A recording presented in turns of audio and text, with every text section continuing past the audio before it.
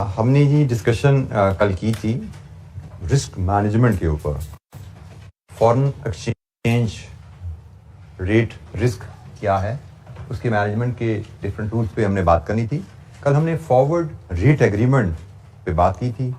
उसमें forward rate क्या होता है, प्रीमियम और डिस्काउंट्स क्या हैं, और स्पॉट रेट में प्रीमियम और डिस्काउंट को एडजस्ट करके हम कैसे फॉरवर्ड रेट डिटरमिन कर सकते हैं when we are dealing with direct quote, when we are dealing with indirect quote. इसकी कुछ एक्टिविटीज़ हमने देखी थी। तो थोड़ा सा before I take any question from you, मैं फिर इसका रीकैप के अंदाज में हम ज़रा डिस्कस कर लेते हैं। हमने पढ़ा था कि premium foreign currency quoted in forward could be at premium और डिस्काउंट। और हमने कहा था कि अगर डायरेक्ट कोट है जैसे पाकिस्तान में है तो उसमें प्रीमियम प्लस होता है, डिस्काउंट माइनस होता है, और इनडायरेक्ट कोट जैसे यूके में है तो वहां पे प्रीमियम माइनस होता है, डिस्काउंट ऐड होता है। स्पॉट में आप प्रीमियम ऐड करें तो फॉरवर्ड आ जाएगा, स्पॉट में से प्रीमियम लेस करें तो फॉरवर्ड आ जाएगा, स्पॉट में से प्रीमियम लेस करें तो फॉरवर्ड आएगा, स्पॉट में से डिस्काउंट ऐड करें तो फॉरवर्ड आएगा। ये स्पॉट रेट से फॉरवर्ड रेट में कन्वर्ट करना हो फॉरेन एक्सचेंज रेट, उसका रूल। फिर हमने डिस्काउंट और प्रीमियम की कोटेशंस डिफरेंट अंदाज में देखी थी। जैसे अगर हम पाकिस्तान की एक मिसाल लें और वहां पे रेट कोट हो रहा है से रुपीज पर डॉलर, तो हो सकता है हमें स्पॉट गिवन हो से जैसे आजकल चल रहा है 235 और से 237। We may be given 6 month premium, इसको पीएमबी आवाज का लिख दिया जाता है, 2.50 एंड 3.25। तो हम आसानी से, अच्छा यहां पे साथ बताया जाएगा करेंसी के, एक ऑप्शन है कि आपको यहां पे बताया जाए कि आपकी प्राइस भी रुपीस में है और प्रीमियम भी आपका रुपीस में है, तो आप आसानी से समझेंगे पाकिस्तान है, फर्स्ट करेंसी पे पाकिस्तान आ रहा है, डायरेक्ट कोट है, तो प्रीमियम ने ऐड होना है 237.50 एंड 240.25। ये फॉरवर्ड रेट आपके आ गया, ये आपका 6 मंथ फॉरवर्ड बन गया। एक तरीका हो गया जी ये।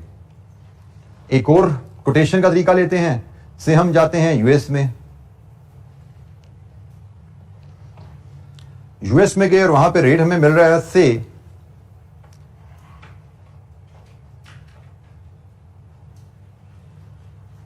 यूरो पर डॉलर, स्पॉट है 1.4260, 1.4350, ये स्पॉट आ गया। फिर हमें 3 मंथ डिस्काउंट अवेलेबल है, 3 मंथ हमें डिस्काउंट अवेलेबल है, और डिस्काउंट हमें गिवन है 20.50 सेंट्स एंड से 22.10 सेंट्स।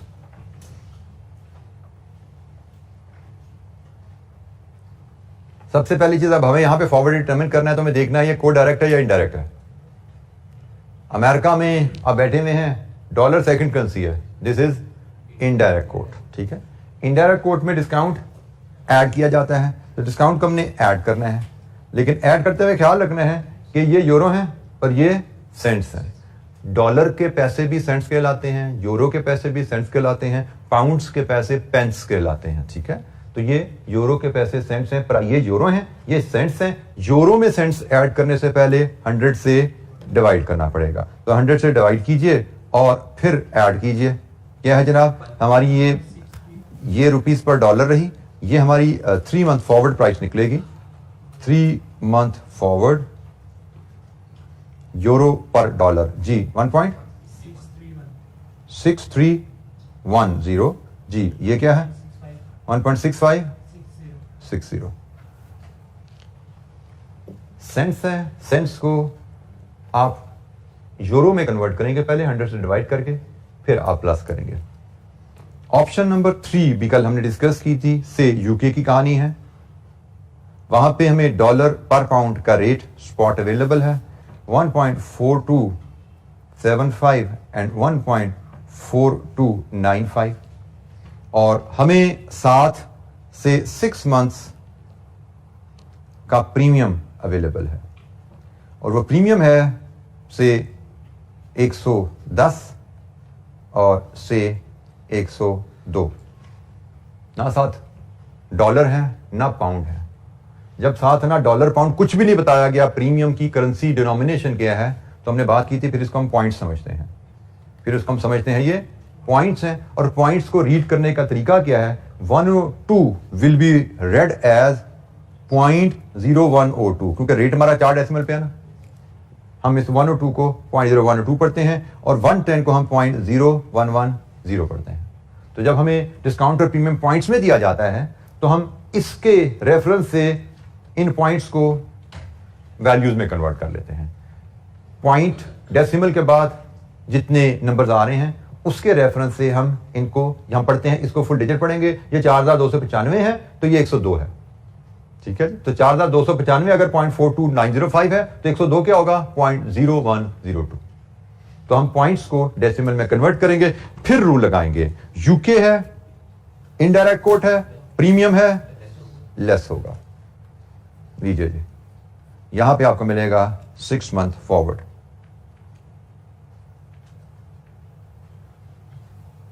डॉलर पर पाउंड 4165 और ये जी 93। ठीक है, 3 तरह से मैंने आपको बताया कि आपको डिस्काउंट और प्रीमियम की फिगर्स कोट की जा सकती हैं। Rupees, euro cents and then dollar और पॉइंट्स। 3 तरह से आपको कोटेशंस दी जा सकती हैं प्रीमियम या डिस्काउंट की। तो आपको तीनों तरीके से पता होना चाहिए। जब प्राइस भी रुपीज में है, ये भी रुपीज है, ये भी रुपीज है, no adjustment required, simply plus minus. जब ये यूरो हैं, ये सेंट्स हैं, तो सेंट्स को यूरो में कन्वर्ट करके फिर एडजस्टमेंट करेंगे। जब ये प्राइस डॉलर में है और ये पॉइंट्स में है तो पॉइंट्स को भी डॉलर में कन्वर्ट करेंगे। पॉइंट्स को डॉलर में कैसे कन्वर्ट करना है उसका तरीका मैंने आपसे शेयर कर लिया। कन्वर्ट करके फिर आप एडजस्ट करेंगे स्पॉट में फॉरवर्ड निकालने के लिए। सो हमें स्पॉट और फॉरवर्ड का रिलेशनशिप, डिस्काउंट प्रीमियम के एडजस्टमेंट के डिफरेंट मेथड्स हमने देखे। Any question? अच्छा जी, अब हम मूव करते हैं नेक्स्ट टूल की तरफ, हमारा money market hedge. Money market hedge के बारे में मैंने आपसे बताया था कि मनी मार्केट से मुराद बैंक्स होता है और banks short term borrowing, short term investment के लिए यूज किए जाते हैं। और मनी मार्केट हेज से मुराद रहेगा कि एक शॉर्ट टर्म डिपॉजिट, एक शॉर्ट टर्म लोन, ये 2 फंक्शन, 2 ट्रांजैक्शन को यूज करते हुए हम कैसे फॉरेन एक्सचेंज रेट अपना हेज कर सकते हैं। अच्छा, इसको समझने के लिए मनी मार्केट, पहले मैं आपको फॉरेन करेंसी पेमेंट की कहानी थोड़ी आपसे शेयर करता हूं। आपकी फॉरेन करेंसी पेमेंट ड्यू है, जिस रिस्क को आप हेज करने जा रहे हो। ट्रांजैक्शन लो वही जो हमने अभी थोड़ी देर लास्ट एफआरए में केस देखा था, पेज 224 में इलस्ट्रेशन 1 में आ रहा था, उसी केस से हम समझते हैं। 5 लाख ड्यू इन 3 मंथ्स टाइम, $5 लाख ड्यू इन 3 मंथ्स टाइम, पाकिस्तानी कंपनी के रेफरेंस से केस है। $5 लाख इन 3 मंथ्स टाइम हमने आज इंपोर्ट की, हमें बिल आ गया, 3 महीने बाद पेमेंट करनी है। हमें फियर क्या है कि 3 महीने में डॉलर महंगा ना हो जाए, यही डर है ना। हमें वैसे तो हमने कहा था कि जब हम फाइनेंशियल रिस्क की बात करते हैं तो फाइनेंशियल रिस्क में पॉजिटिव नेगेटिव दोनों साइडें आ जाती हैं। रिस्क का मतलब ऊंच नीच हो सकती है जी। तो भाई इस केस में डॉलर सस्ता हो जाए तो हमें खुशी होगी, तकलीफ नहीं है। हमें डर तो लगता है डॉलर के महंगे होने से। उसी डर की वजह से हम हेजिंग के लिए निकलते हैं। उसी डर की वजह से हमने एफआरए साइन कर लिया था कि जल्दी से एफआरए कर लो, महंगा हो सस्ता, हमारी जान छूट जाए, हम टेंशन से आजाद हो जाएं। वही हल हमें मनी मार्केट के टूल भी देता है, वही हल कि भाई हम टेंशन से आजाद हो जाएं। मनी मार्केट हमें कैसे हेल्प करेगा? हमें डर क्या है कि 3 महीने बाद डॉलर खरीदने हैं, 3 महीने बाद डॉलर महंगा ना हो जाए।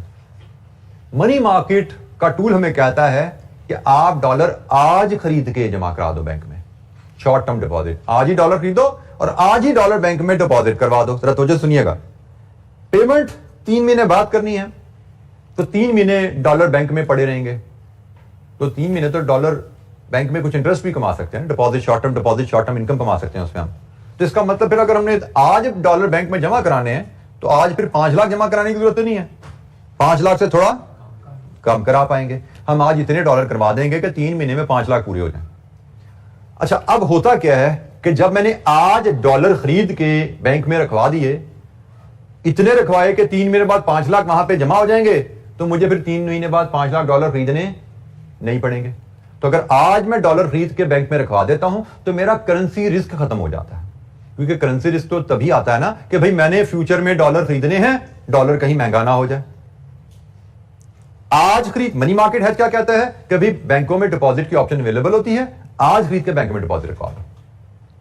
तो अब मैंने आज खरीद के बैंक में डिपॉजिट रखवाए तो मुझे 3 महीने बाद डॉलर खरीदने की जरूरत नहीं है। मुझे 3 महीने बाद सिर्फ अपने डिपॉजिट अकाउंट से पैसा निकालना है और अपने सप्लायर को पे कर देना है। ये एक साइड मैंने बताई, फॉरेन करेंसी डिपॉजिट। अभी ट्रांजैक्शन पूरी नहीं हुई, दूसरी साइड हमने डिस्कस करनी है। जी बेटा, क्वेश्चन करना चाहते हैं? सर, अगर हमारे पास पैसे होते तो हमने सप्लायर से 3 महीने का क्रेडिट ही क्यों लेना था? अगर हमारे पास पैसे होते तो हमने 3 महीने का क्रेडिट क्यों लेना था? तो हमारे पास पैसे नहीं है बेटा। मैंने कहा डॉलर खरीद लो, बट मैंने ये तो बात ही नहीं कि पैसे आएंगे कहां से डॉलर खरीदने के लिए। ये दूसरा पार्ट है जो हमने डिस्कस करना है। वही उसका सवाल के साथ डॉलर खरीदेंगे कहां से, पैसे कहां पे है? तो मैंने क्या कहा था, मनी मार्केट हेज में 2 ट्रांजैक्शन होती हैं, एक डिपॉजिट और एक लोन। तो अब बारी है दूसरी ट्रांजैक्शन की, लोन लोगे आप रुपीज में लोन लोगे। आज आपने नॉर्मल बिजनेसेस में समझाया जाता है इन द एब्सेंस ऑफ इंफॉर्मेशन कि आपने सप्लायर को जब भी पेमेंट करनी है ना, आपने बैंक से उधार लेके पेमेंट करनी है। नॉर्मल मैथमेटिक्स के लिए, फाइनेंशियल मैनेजमेंट के हिसाब किताब के लिए, कैश फ्लोज के लिए, in the absence of information to the contrary, हमारी नॉर्मल अजम्पशन रहती है कि हमने जब भी सप्लायर को पेमेंट करनी है ना, बैंक से उधार लेके पेमेंट करेंगे। हम ओवरड्राफ्ट पे चल रहे होते हैं। This is the normal assumption. इसका बैकग्राउंड आगे चल के मजीद क्लियर हो जाएगा जब बीएफडी में जाएंगे। फिलहाल आपके लिए इतना ही काफी है कि नॉर्मल अजम्पशन रहती है कि हम भाई उधार पे चल रहे होते हैं। जब भी पैसे की होती है कि बैंक से पैसा निकाल के ही हमने पेमेंट करनी है।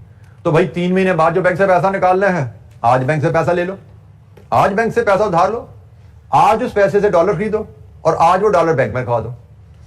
जब आप आज रुपए उधार लेते हो, रुपए उधार लिए, आज उन रुपयों से डॉलर खरीद लिया और आज वो अपने डॉलर बैंक में रखवा दिए। जब ये 3 काम आज कर लेते हो तो अब 3 महीने बाद एक चीज आपको पता है कि मेरे डिपॉजिट अकाउंट में 5 लाख डॉलर इकट्ठे हो जाएंगे। कंफर्म है, कोई रिस्क नहीं है इसमें। और दूसरी चीज आपको यह भी पता है कि आज जो पैसे उधार लिए हैं, 3 महीने में प्रिंसिपल प्लस इंटरेस्ट कितना इकट्ठा हो जाएगा।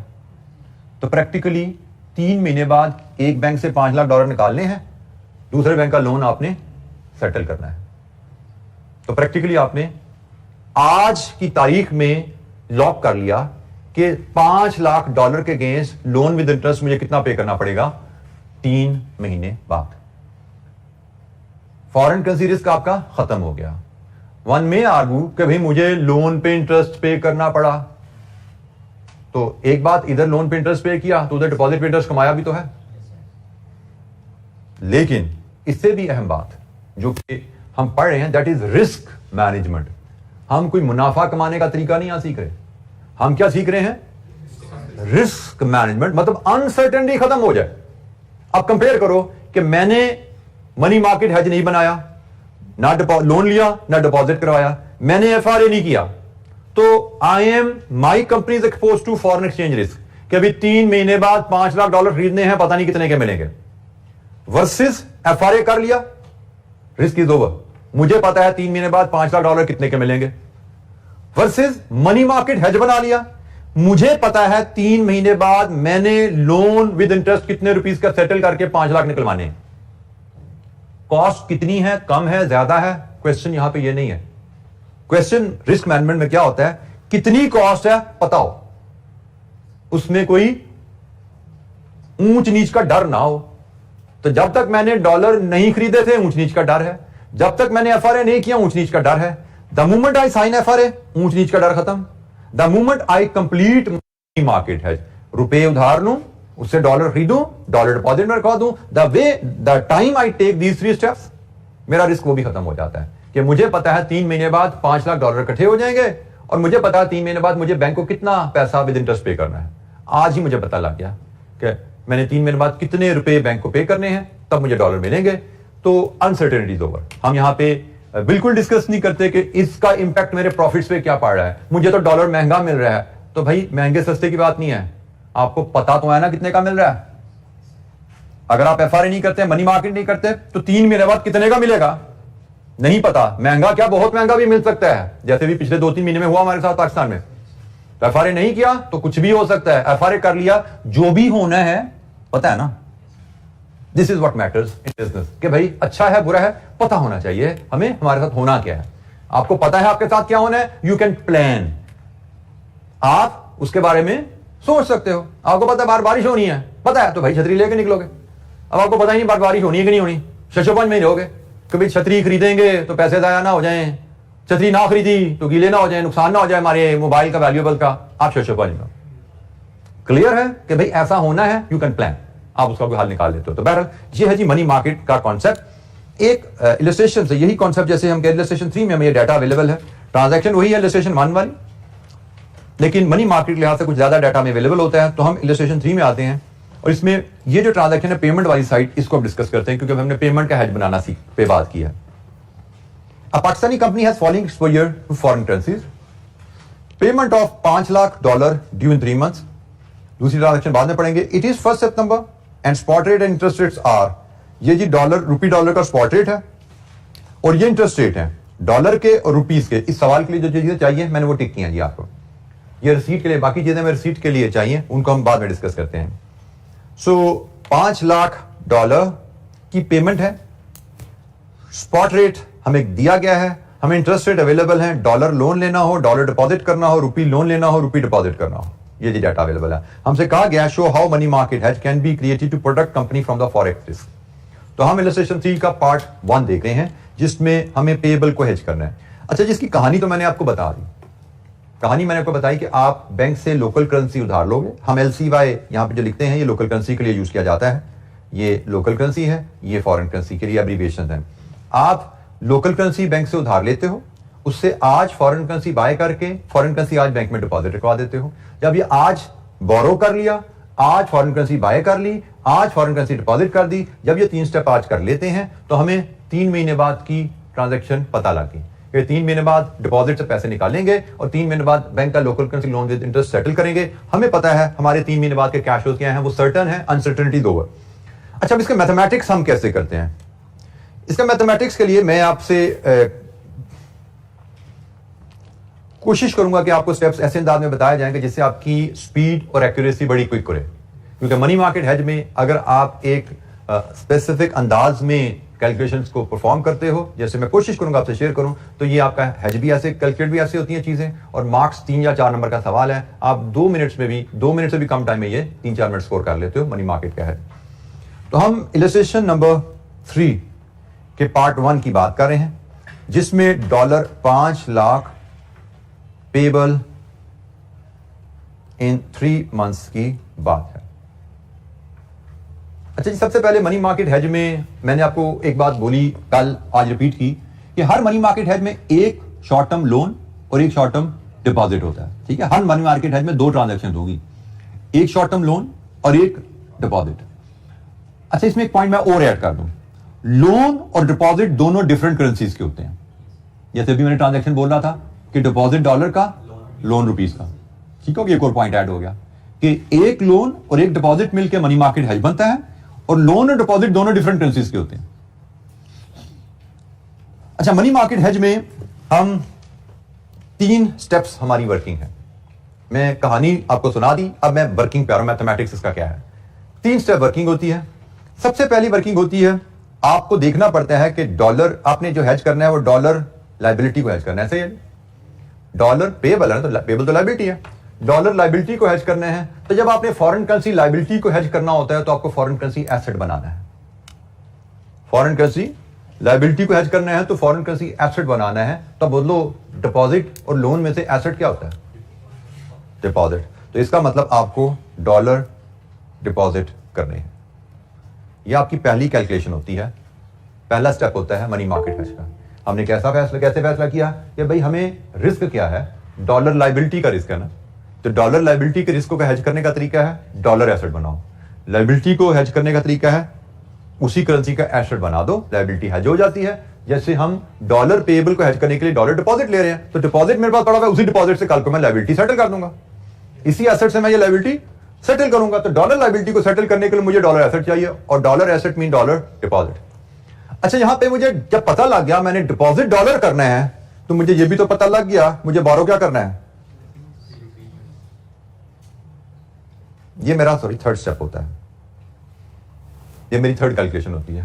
पहली कैलकुलेशन कैसे मैंने उठाई कि मैंने हेज क्या करना है, डॉलर लायबिलिटी को हेज करना है तो डॉलर एसेट बनाओ, डिपॉजिट इज एन एसेट। और जब मैंने डिपॉजिट डॉलर फैसला कर लिया तो मुझे पता है एक करेंसी डिपॉजिट होती है, दूसरी करेंसी बोरो होती है। तो हमारी ट्रांजैक्शन में दो ही करेंसी है, एक डॉलर एक रुपीज है। जब डॉलर ने डिपॉजिट होना है तो रुपी ने बोरो होना है। अब इन दोनों को कनेक्ट किया जाता है तीसरी ट्रांजैक्शन से, जो मैंने बीच में बोला था कि रुपी बोरो करो, डॉलर खरीदो आज और जमा करा दो। तो यहां पे थर्ड स्टेप आता है बाय डॉलर एट स्पॉट। ये बड़ी चीज अहम है कि ये जो तीन स्टेप है ना आपने जो लेने हैं, मैं इसको अगर लिखूं स्टेप नंबर 1 + 2 + 3, इस सवाल के हिसाब से ये तीनों स्टेप्स लिए जा रहे हैं टेकन ऑन 1 सितंबर। 1 सितंबर की हमें डेट दी गई है ना, कि इट इज 1 सितंबर टुडे। आज 1 सितंबर है तो 1 सितंबर को हम ये तीन काम करते हैं। 1 सितंबर को हम रुपए उधार लेंगे, 1 सितंबर से हम इस रुपयों से डॉलर बाय करेंगे और 1 सितंबर को हम ये डॉलर डिपॉजिट कर देंगे। कैलकुलेशन ऐसे ही होनी है जी। कैलकुलेशन हमारी हमेशा पहले फॉरेन करेंसी की कैलकुलेशन आएगी, उसके साथ क्या होना है, फिर हम लोकल करेंसी का डिसाइड कर लेंगे, उसके साथ क्या होना है, फिर हम इन दोनों को कनेक्ट कर देंगे कि एक बैंक से हम रुपए उधार ले रहे हैं, दूसरे बैंक को हमने डॉलर देने हैं, तो बीच में मिसिंग क्या है, रुपी से डॉलर बाय करना। एक बैंक से रुपये उधार लिए, दूसरे बैंक को डॉलर देने हैं, तो भाई बीच में एक कनेक्शन आ गया ना कि रुपी से डॉलर बाय करोगे तो डॉलर दे पाओगे, तो this is the connection, buy dollar at spot. ये सारे काम 1 सितंबर को चूंकि किए जा रहे हैं, इसलिए it is critical spot rate. आगे सवाल आएगा, उसमें आपको स्पॉट के साथ फॉरवर्ड रेट भी दिया जाता है, तो आपको ख्याल रखना है मनी मार्केट हेज में आज उधार लिया जा रहा है, आज फॉरेन करेंसी खरीदी जा रही है, आज का मतलब स्पॉट रेट। आपको हर मनी मार्केट हेज की वर्किंग से पहले ये तीन स्टेप्स मिनिमम इतनी डिटेल में लिखने हैं। मैं आपके साथ शायद क्लास में 4, 5, 6 सवाल करूंगा, यू विल सी कि मैं हर सवाल शुरू करने से पहले ये 3 लाइनें लिखूंगा, फिर मैं कैलकुलेशन शुरू करूंगा। And you need to develop this habit as well, क्योंकि ये 3 लाइनें अगर आपने लिख ली, इतनी लाइनें क्या, 2-2, 3-3 वर्ड्स हैं, डॉलर डिपॉजिट होने हैं, रुपी बारो होना है और बाय डॉलर एट स्पॉट होना है। ये इतने से आपने वर्ड्स लिख लिए तो आपकी एक्यूरेसी 99.9% इंश्योर हो जाती है कि आपका सवाल ठीक होगा। क्योंकि अब इशू क्या आ रहा है, अब वर्किंग इसकी शुरू करते हैं जरा। इशू क्या आ गया, हमने कहा जी डॉलर डिपॉजिट करने हैं, डॉलर हमने डिपॉजिट करने हैं, डॉलर डिपॉजिट करने हैं किस लिए, आज डॉलर किसे डिपॉजिट करने हैं कि 3 महीने में principal plus interest on the dollar 5 lakh के बराबर हो जाए। यही मकसद है ना, आज हमने डॉलर डिपॉजिट करने हैं इस मकसद से कि 3 महीने में प्रिंसिपल प्लस इंटरेस्ट 5 लाख के बराबर हो जाए। तो भाई कितने डॉलर आज आप डिपॉजिट करें कि 3 महीने में principal plus interest in 3 months 5 lakh के बराबर हो जाए। डॉलर डिपॉजिट किस रेट पे होता है, इलस्ट्रेशन 3 आप देख रहे हो पेज नंबर 226 पे, डॉलर डिपॉजिट किस रेट पे होता है, 4.5 पे, 0.045। 4.5 तो सालाना रेट है ना भाई, रेट्स आर ऑलवेज एनुअल। तो हमने तो 3 महीने का डिपॉजिट करना है, तो बाय 12 × 3 ये 3 महीने का रेट आ गया, कंपाउंडिंग कर दी, प्रिंसिपल प्लस इंटरेस्ट, ठीक है जी। ये आपका X is principal, 1 + r, simple असूल है ना, principal into 1 + r is your future value. तो प्रिंसिपल कितना जमा कराएं आज बैंक में कि विद इंटरेस्ट 4.5% 3 मंथ में वो 5 लाख हो जाए। कितने डॉलर चाहिए जी आज, 4944337 पॉइंट नहीं आता बेटा, भी कुछ और एक डिजिट मिसिंग है।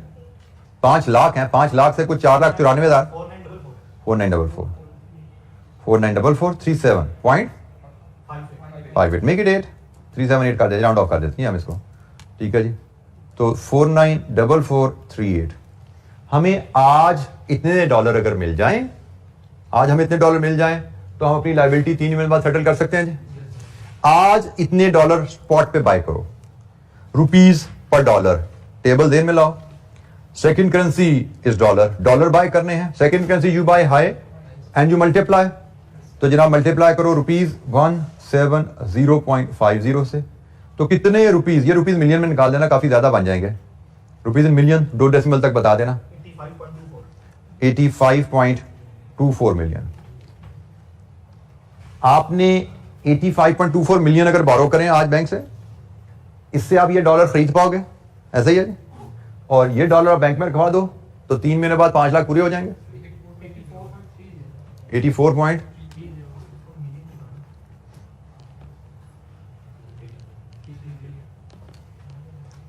और ये पैसा आप बैंक से उधार ले लो। रुपी उधार लेने हैं। रुपी उधार बैंक से किस रेट पे मिलता है? रुपी लोन 3 महीने के लिए उधार लेना है आपने, तो 3/12 3 महीने बाद बैंक को कितने पैसे आपको देने पड़ेंगे principal plus interest? 85.46 million. Step number 1, 2, 3 ये आपने 1 सितंबर को दिए। और अगर ये फिर स्टेप नंबर 4 और 5 इसको मैं मार्क करूं, अगर मैं इसको 4 और 5 करूं तो ये 4 और 5 जो हैं ये आप आफ्टर 3 मंथ्स लेते हो। अक्टूबर, नवंबर, दिसंबर, 1 दिसंबर को लिए गए। 1 दिसंबर को आपने ये पैसे बैंक से निकलवाए, लायबिलिटी पे कर दी 5 लाख की, और 1 दिसंबर को आपने अपने लोकल बैंक को ये लोन विद इंटरेस्ट पे कर दिया। तो प्रैक्टिकली आपने किया क्या? ये 3 स्टेप जब आपने स्टेप नंबर 1, 2, 3 1 सितंबर को लिए हैं तो आपने ये 4 और 5 लॉक कर लिए हैं। ऐसे ही है। जब 1, 2, 3 आपने कर दिया 1 सितंबर को तो ये भी लॉक है, ये भी लॉक है। तो प्रैक्टिकली देखा जाए दिस डिवाइड विद दिस, आपने क्या रेट लॉक कर लिया?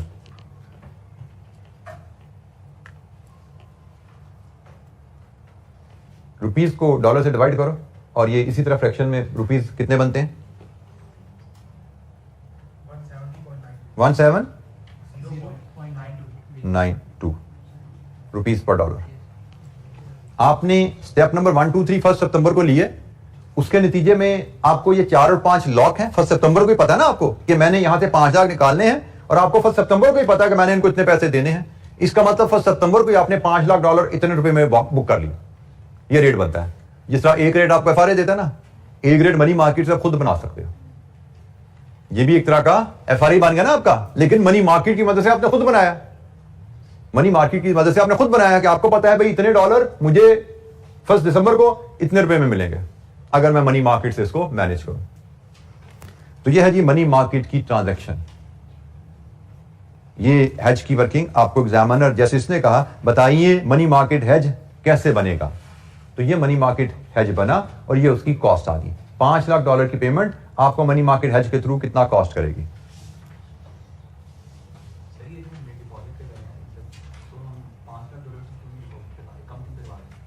बेटा मुझे 3 महीने बाद 5 लाख चाहिए ना। 5 लाख जमा करवा दोगे तो 3 महीने बाद 5 लाख से ज्यादा हो जाएंगे। कौन सा इंटरेस्ट? तो बेटा ज्यादा खरीदने के लिए ज्यादा पैसे भी तो उधार लेने पड़ेंगे ना यहाँ पे।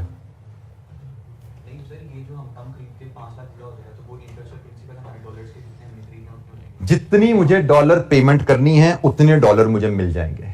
अब मुझे 5 लाख की जगह 5 लाख 5,000 मिल गए, मैं 5 लाख जो 5,000 डॉलर उसका मैं क्या करूंगा 3 महीने बाद? कौन सा इंटरेस्ट बेटा? ये डॉलर का इंटरेस्ट है, रुपीज में है। तो मैंने क्या बोला, मुझे जितने डॉलर चाहिए मैंने इतने डॉलर का बंदोबस्त किया। ये रुपीज है, इनका बंदोबस्त मैं डॉलर से नहीं कर रहा, ठीक है। वो तो फिर रिस्क आ गया ना। कभी मैं 5 लाख डॉलर मुझे मिल जाएंगे एक्स्ट्रा, उनका मैं क्या करूंगा, बेचूंगा। तो बेचूंगा कितने के बिकेंगे, फिर वही मसला आ गया, ठीक है। पहले 5 लाख पे रिस्क था, अब 5,000 पे रिस्क रह गया। रिस्क तो रिस्क ही है ना, ठीक है।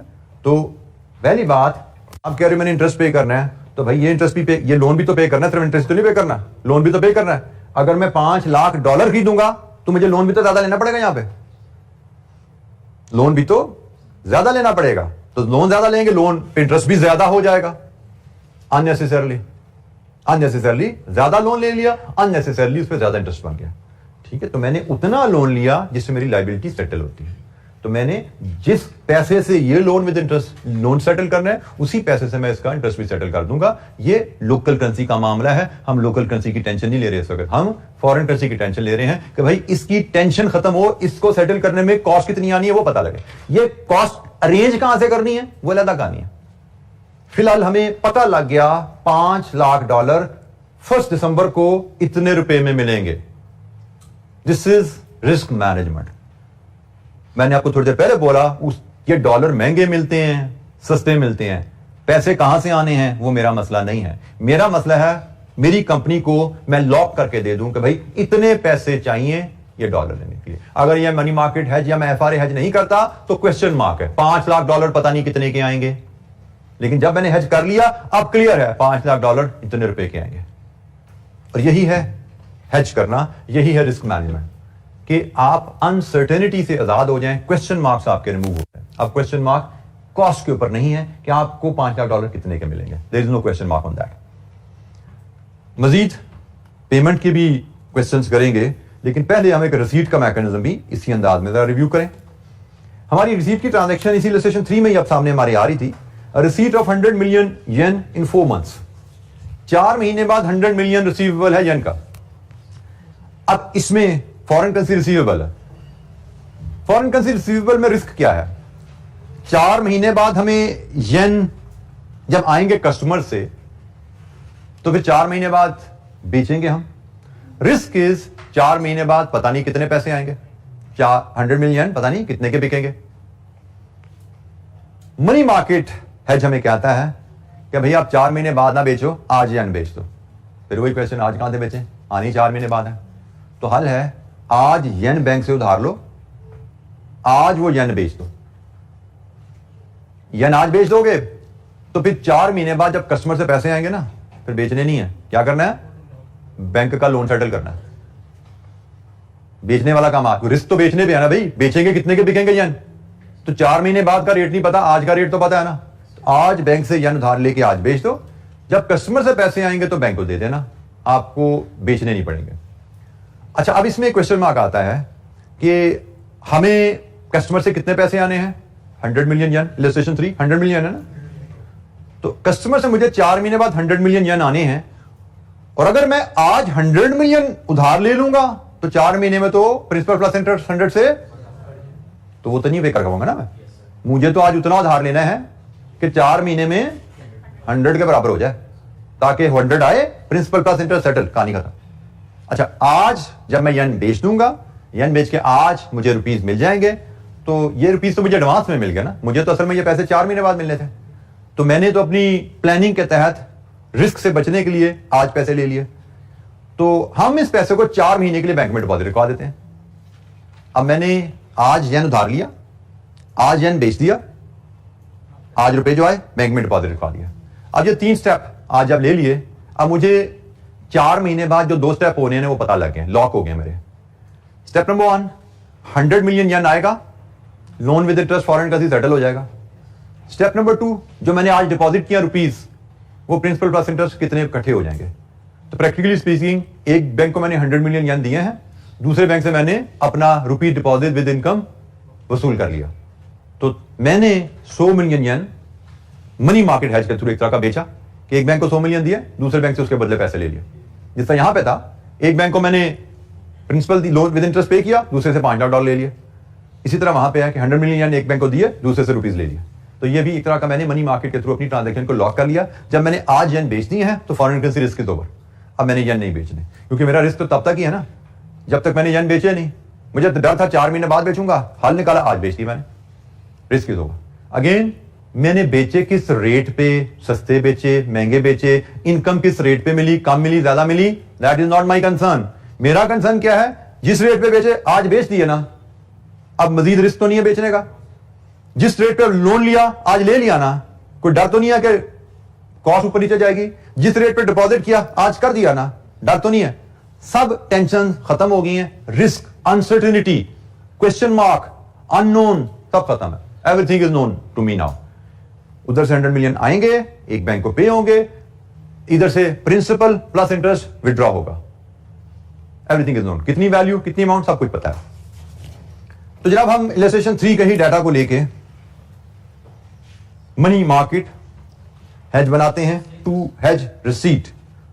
ये जी receipt of 100 million yen in 4 months. जी बेटा। सर, अगर आप ये कह रहे हैं ना कि रुपीस से जो हमने डिपॉजिट करवाए हैं वहां से जो इनकम आएगी, इनकम प्लस प्रिंसिपल, सर मैं सिर्फ वो इंक्रीमेंटल इनकम जो है उसकी बात कर रहा हूं कि वो जो इनकम आएगी उससे हम जो येन के ऊपर हमने जो एक्स्ट्रा इंटरेस्ट हो चुका है, हमने बैंक से लोन लिया है, उसको हम वहां पे सेटल करेंगे। मैंने ऐसी कोई बात नहीं की, मैंने ऐसी कोई बात नहीं की कि आपने रुपी डिपॉजिट पे जो इनकम कमाई है उससे येन लोन का इंटरेस्ट सेटल करोगे। मैंने सिर्फ एक बात की है कि आपको आज 3 स्टेप्स लेने के बाद आपको कोई अननोन आपके लिए नहीं है, कोई क्वेश्चन मार्क नहीं है। हाँ, मैंने थोड़ी देर पहले ये बात जरूर की थी कि हेज करने में नफा नुकसान क्या हो रहा है, that is not our scope, that is not our concern. कितना इंटरेस्ट मुझे पे करना पड़ रहा है, कितनी इनकम मुझे आ रही है, that is not my concern. Hedging में it should not be my concern. Hedging में मेरा कंसर्न सिर्फ एक है, क्या fear of unknown is over? The answer is yes, there is nothing unknown when I have developed the hedge. वो तो आप ये भी बात कर सकते हो ना कि स्पॉट रेट चल रहा है 240 रुपए डॉलर का और मैं FRA टू बाय डॉलर कर रहा हूं, मुझे 245 में एग्रीमेंट मिल रहा है, तो 5 रुपए एक्स्ट्रा, इसका क्या करें? तो भाई उसकी मेरी टेंशन नहीं है। मेरी टेंशन क्या है? 245 की कॉस्ट मेरी आज एग्रीमेंट साइन हो गया, रिस्क इज ओवर। ठीक है, तो इस तरह कितनी इनकम आ रही है डिपॉजिट पे, कितना इंटरेस्ट जा रहा है लोन पे, उसकी कैलकुलेशन हम कर रहे जरूर रहे हैं, लेकिन वो सिर्फ एवैल्यूएशन के लिए कर रहे हैं। असल हमारा टारगेट इनकम या कॉस्ट नहीं है। यहां पे हमारा टारगेट है कि हम इस मैकेनिज्म से क्वेश्चन मार्क अननोन को कैसे खत्म करते हैं। ठीक है, और हम कितनी रिसीट्स या कितनी कॉस्ट यहां से ले सकते हैं, ये कैलकुलेट करना। अब वो कम है, ज्यादा है, हमने करना है, नहीं करना, फिलहाल वो हमारा स्कोप नहीं है। आइंदा भी शायद नहीं होगा, लेकिन फॉर द टाइम बीइंग ये हमारा स्कोप नहीं है। मैं फिर बोल रहा हूं, रिस्क मैनेजमेंट में हमारा टारगेट है रिस्क को खत्म करना, नफा या नुकसान को कैलकुलेट करना नहीं। कितना प्रॉफिट, कितनी कॉस्ट, ये कैलकुलेट करना यहां पे मकसद नहीं है। नफा नुकसान आप कारोबार में कमाओ जाके, ये कारोबार नहीं है। ये तो कारोबार कर रहे थे, एक टेंशन आ गई है, कारोबार कर रहे थे, रिस्क आ गया है, तो उस रिस्क को मैनेज कर रहे हैं। भाई नफा नुकसान हमने कारोबार में कमाना है, कितने यूनिट्स बेचने हैं, किस प्राइस पे बेचने हैं, अच्छी प्रोडक्शन करें, कॉस्ट एफिशिएंसीज लाएं, अच्छी प्राइसेस ले कस्टमर से, वहां पे जाएं, बिजनेस में बात करें। ये बिजनेस नहीं है, यहां पे रिस्क मैनेजमेंट की बात हो रही है कि भाई टेंशन खत्म करो। कारोबार में पहली बड़ी टेंशन है, कस्टमर भाग जाते हैं, कभी ऑर्डर वो कस्टमर के पैसे डूब जाते हैं, वो बड़ी टेंशन है वहां पे। यहां पे हिसाब किताब नहीं करना कि 2 रुपए चले गए तो 1 रुपए आ गया तो कम है ज्यादा है क्या, यहां पे बस खत्म करो टेंशन, ताकि ध्यान कारोबार पे रहे। ये एक हमारी बिजनेस की एक छोटी सी एक रिस्की एरिया है जिसको हम मैनेज करना सीख रहे हैं। इससे हम, मैं फिर बोल रहा हूं, मुनाफा या कॉस्ट कमाने की बात नहीं कर रहे। यहां पे हम क्वेश्चन मार्क अननोन के फियर को रिमूव करते हैं। अच्छा जी, ये जो हमारी रिसीट की ट्रांजैक्शन है जो 4 महीने बाद ड्यू है, 1 सितंबर के स्पॉट रेट्स। अब ये स्पॉट रेट्स हमारे लिए रेलेवेंट स्पॉट रेट्स ये हैं, और ये जी येन के मनी मार्केट रेट्स और ये रुपीस के मनी मार्केट रेट्स। अब हमने इसको हेज कैसे करने हैं? Receivable 100 million yen in 4 months. तो जैसे हमारी डिस्कशन हुई उसी के मुताबिक, इसी अंदाज में जैसे हमने पेबल का हेज बनाया है, इसी अंदाज में हम रिसीवेबल का हेज भी बनाएंगे। ट्रांजैक्शन नंबर 2 है 100 मिलियन येन रिसीवेबल इन 4 मंथ्स। तो उसी अंदाज में हमने येन के एसेट को हेज करना है। येन के एसेट को हेज करना है तो येन की लायबिलिटी चाहिए आपको, बोरो और डिपॉजिट। लायबिलिटी क्या होती है, लोन या डिपॉजिट? लोन। तो इसका मतलब पहली कैलकुलेशन आपकी रहेगी येन बोरो करोगे, और जब डिसाइड हो गया येन बोरो होने हैं तो आपको पता है कि रुपी डिपॉजिट होने हैं, क्योंकि हम नहीं पढ़ा एक करेंसी बोरो होती है, दूसरी डिपॉजिट होती है। जैसा यहां पे हमने पहले फैसला कर लिया था डॉलर डिपॉजिट होने हैं, तुमने कहा जी फिर रुपी बोरो होगा। इधर हमने फैसला कर लिया येन बोरो होने हैं, तो अंडरस्टूड है रुपी डिपॉजिट होने हैं। अब एक बैंक से आपने येन लिए उधार, दूसरे बैंक को आपने रुपीस देने हैं, तो कनेक्शन है sell euro at spot. This is the key. याद ख्याल रखिएगा कि मनी मार्केट में हम स्पॉट रेट पे आज की तारीख में ही पैसे बेच रहे हैं ना, स्पॉट रेट पे बेचेंगे हम। कैलकुलेशन उसी अंदाज में जैसे हमने परफॉर्म की थी। हमने येन बोरो करने हैं, 100 मिलियन येन नहीं बोरो करने, हमने सफिशिएंट येन बोरो करने हैं कि principal plus interest in 4 months 100 million yen के बराबर हो जाए। येन बोरो किस रेट पे होते हैं? 9% पे।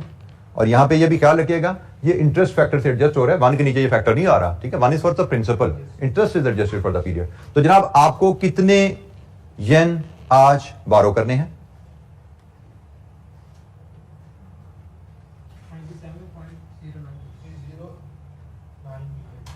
97.09 मिलियन येन आपको बोरो करने हैं। ये येन अब आपने स्पॉट पे बेच देने हैं। Yen is the second currency. Second currency sale होती है लो रेट पे and you multiply. Multiply with 1.50, तो जनाब आपको कितने रुपीस मिले? 97.09 into 1.5 145 62 64 145.64। ये आपने डिपॉजिट करवा देने पैसे। ये डिपॉजिट करवाएंगे तो डिपॉजिट 4 महीने के लिए करवाना है। रुपी डिपॉजिट होता है जी 4.75 पे इंटू 4/12। ये आप डिपॉजिट करवाएंगे और बताइए कितने पैसे इकट्ठे हो जाएंगे जी 4 महीने में? Rupees in million 147.995। फिर वही बात यहां पे जैसे मैंने आपको पीछे एक्सप्लेन की थी कि आप स्टेप नंबर 1 + 2 + 3 ये लेते हैं 1 सितंबर, और फिर 4 महीने गुजरते हैं तो 4 और 5 लिए जाते हैं। 4 + 5 आप लेते हैं 4 महीने बाद, अक्टूबर, नवंबर, दिसंबर, जनवरी, 1 जनवरी। लेकिन स्टेप 4 और 5 की आउटकम क्या है ये आपको 1 सितंबर को ही पता है। आपको 1 सितंबर को ही पता लग गया कि 100 मिलियन येन से आपका लोन विद इंटरेस्ट सेटल होगा, और आपको 1 सितंबर को ही पता है कि प्रिंसिपल इस रेट पे जब डिपॉजिट करवा रहे हैं तो विद इंटरेस्ट कितना बनेगा पैसा। तो प्रैक्टिकली आपने 1 सितंबर को ही क्या रेट लॉक कर लिया? 1.48 रुपीज पर येन। आपने प्रैक्टिकली ये रेट लॉक कर लिया 1 सितंबर को थ्रू मनी मार्केट। एफआरए से भी लॉक करते हैं हम, मनी मार्केट से भी लॉक करते हैं जी। मनी मार्केट हेज,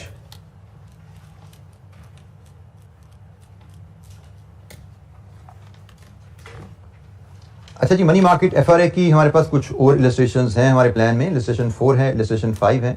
ये कल हम एफआरए मनी मार्केट की रिवीजन करेंगे और फिर आगे जो नेक्स्ट टूल्स हैं उनकी तरफ हम चलेंगे। अभी हम फॉरेन एक्सचेंज रेट रिस्क क्या है और foreign exchange rate risk management के डिफरेंट टूल्स के हम पे बात कर रहे हैं। 2 टूल्स हमने कवर किए हैं। इन टूल्स के रिवीजन के लिए 2 इलस्ट्रेशंस कल होंगी हमारे पास, और फिर आगे मजीद जो 2 टूल्स करेंसी रिस्क मैनेजमेंट के रहते हैं कोशिश करेंगे कल हम उनको भी क्लोज करके हम नेक्स्ट एरिया की तरफ मूव करें। मार्केट रिस्क पे ही अभी हमारी डिस्कशन जारी है। ठीक है जी, आज के लिए इतना ही। बाकी इंशाल्लाह कल हम कंटिन्यू करेंगे डिस्कशन को। थैंक यू, अस्सलाम वालेकुम।